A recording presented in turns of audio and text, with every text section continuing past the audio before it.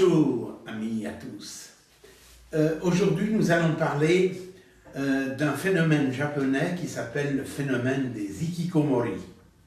Les hikikomori, qui sont environ, dans la dernière fois qu'on les a essayé de les compter, bien finalement ça devient très difficile, on estime qu'ils sont probablement autour de 574, disons 600 000 hikikomori au Japon, dans tout le Japon. Ces hikikomori, voilà celui qui a été le premier en tant que sociologue à s'occuper des hikikomori et à comprendre qu'il y avait un problème. C'est lui qui a le premier compris cette chose-là. Pour que nous puissions comprendre mieux ce que pourrait être un hikikomori pour ce qu'il ressent, puisque c'est une personne qui n'est pas révoltée, mais par contre, elle sort de la société, elle ne veut plus participer à la société, elle ne sort de sa chambre que pour ses besoins naturels. Et voilà, c'est tout ce qu'elle fait. Tout le restant du temps, elle reste complètement repliée sur elle-même. Pour cela, nous avons voulu vous préparer la lecture d'un poème de Baudelaire qui est très beau, qui s'appelle « Les chats ». Ça vient des fleurs du mal. Alors voilà, je vous lis « Les chats ». Les amoureux fervents et les savants austères aiment également, dans leur mûre saison, les chats puissants et doux, orgueil de la maison, qui comme eux sont frileux et comme eux sédentaires. Amis de la science et de la volupté, ils cherchent le silence et l'horreur des ténèbres, et l'Hérobe les eût pris pour ses coursiers funèbres s'ils pouvaient aux servages incliner leur fierté. Ils prennent en songeant les nobles attitudes des grands sphinx allongés au fond des solitudes, qui semblent s'endormir dans un rêve sans fin. Leurs reins féconds sont pleins d'étincelles magiques et des parcelles d'or, ainsi qu'un sable fin étoile vaguement leurs prunelles mystiques. Oui, ceci c'est pour montrer que même en cherchant en français, on peut trouver quelque chose qui ressemble à du hikikomori, c'est-à-dire que ces êtres qui se sont entourés de leur propre désordre et qui ont toutes leurs petites affaires dans leur petite chambre de 12 mètres carrés, ils sont assis par terre comme ils ont l'habitude parce qu'il y a des tremblements de terre là-bas. Et alors, ils sont là, tranquilles, il a quand même sa guitare, il a son ordinateur. Il y en a même qui ont leur lit et puis leur ordinateur. Voilà, ils sont prostrés, ils sont dans leur petit coin, ils ne bougent pas. Vous voyez, encore un très beau désordre de hikikomori. C'est en fait des désordres très acceptables parce que eux-mêmes ils savent tout ce qu'ils ont puisqu'ils ont finalement que ça. Et que c'est ici qu'est tout leur univers. En fait, tout leur univers est là. C'est comme un voyage autour de ma chambre. C'est quelque chose de totalement manga. Vous voyez, dans les mangas, ils sont représentés aussi, les hikikomori. Il y a des mangas sur les hikikomori.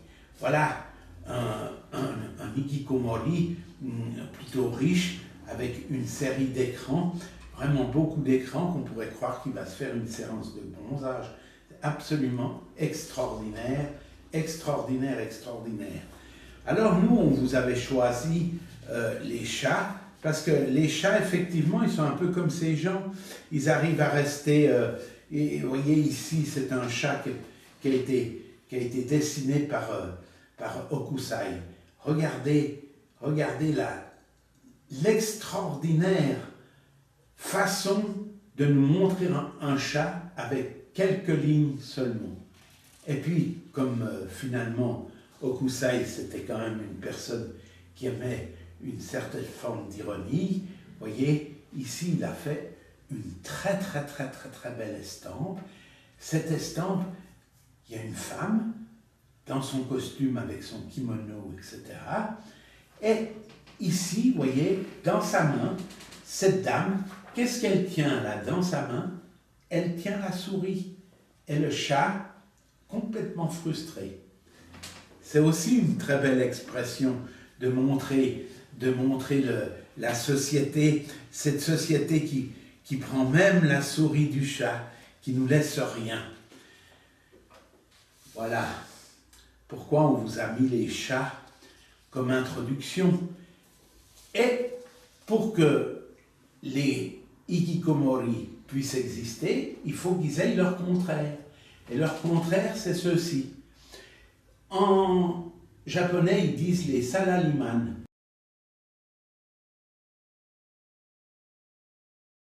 Vous voyez, ils sont là.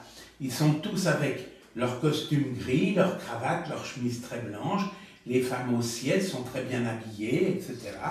Vous voyez, ici, on les voit dans la rue, vous voyez. Ah, ils sont formidables, ils vont à leur petit boulot, etc. C'est justement ce que les hikikomori ne veulent plus subir. Ils ne veulent plus subir cet enfer, cette espèce de fantastique difficulté qu'il y a d'accepter cette société qui veut se développer uniquement à travers le travail, la croissance, l'argent, et que jamais on peut penser à autre chose que ça. Vous voyez, ici vous avez quelques salaryman, qui, vous voyez, ça c'est la façon dont ils doivent se comporter quand on les interviewe.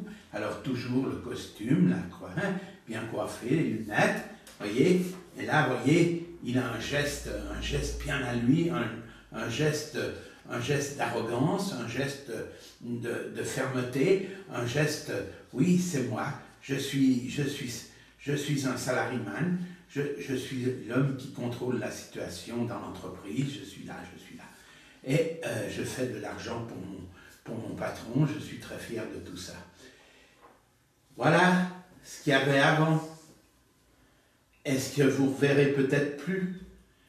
Regardez la beauté de ces chevaux dans le travail pour faire un sillon, pour gratter cette terre qui nous reste et qui aujourd'hui, avec la profondeur des socles de charrues derrière ces monumentaux tracteurs, finit par tout abîmer. Vous voyez, là juste il prend le dessus et après on va semer, et après on va récolter. Et c'est quand même un moment magnifique de la vie. Voilà, ça c'est la vie que l'hikikomori peut rêver quand il est tout seul dans sa petite chambre, 574 000 au dernier recensement, c'est quand même énorme. Ici, vous avez le grand prêtre qui se lève parce qu'il y a eu la victoire des Bleus. Et alors, c'est aussi toute l'histoire de la victoire. Il faut que les gens travaillent, il faut qu'ils retournent au travail, il faut qu'il y ait de la croissance, etc. Et ça, finalement, ça s'oppose à cette vue absolument fabuleuse de ce travailleur agricole, avec ces magnifiques chevaux qui montrent cette puissance, ces 600 kilos de puissance, ça fait 1200 kilos de puissance, regardez-moi ça. Je vous dirais quand même, pour terminer, qu'au Japon, malheureusement, en ce qui concerne les hikikomori, après, il y a un deuxième stade. Et ce stade, il est vraiment terrible, c'est le stade de l'évaporation. Ils ont aussi, au Japon, des évaporés. Ils les comptent aussi par millions. Des gens qui ont décidé de tout lâcher, de ne plus avoir d'identité, on ne les retrouve plus, ils ne sont plus là, ils s'évaporent. Et ça c'est quand même quelque chose, de penser que finalement, à un certain moment, des gens peuvent complètement quitter cette terre, qu'il n'y a plus d'espoir, plus rien nulle part. Eh bien ça s'appelle les évaporés. Il y a d'ailleurs un livre que vous pouvez trouver qui traite de ce problème, qui a été écrit en français. Prenez-le, c'est quand même très intéressant. Et puis alors en Amérique, ils ont aussi la chose, et ils n'acceptent pas du tout qu'il y ait des hikikomori chez eux. Ils appellent ça le syndrome de l'imposteur. Donc pour eux, c'est une imposture. C'est une imposture de ne plus croire dans l'argent, de ne plus croire dans la force du travail, mais la force du travail, c'est surtout la force de l'argent. Et ça, finalement, c'est quand même terrible, et c'est ce qui fait que finalement, on est dans un monde qui est extrêmement difficile à vivre, mais rassurez-vous, on va s'en sortir quand même. Pensez à ce paysan qui va nous faire du bon pain et qui nous permettra d'aller chez Wolfisberg et de s'acheter un pain au levain panaire, et on pourra manger ne serait-ce qu'un bon pain. C'est quelque chose de magnifique. Voilà mes amis.